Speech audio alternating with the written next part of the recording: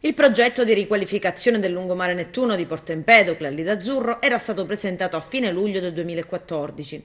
Adesso a giorni partiranno i lavori. Il progetto del nuovo waterfront prevede scivoli e accessi al mare per i diversamente abili, la realizzazione di una pista ciclabile e pedonale, oltre alla ridefinizione dell'impianto di illuminazione pubblica e nuovi arredi urbani con giochi per bambini e panchine.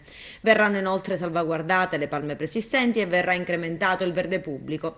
Le somme necessarie per realizzare il progetto sono 882.000 euro e fanno parte di un mutuo acceso con la Cassa Depositi e Prestiti negli anni passati dall'ex sindaco Lillo Firetto.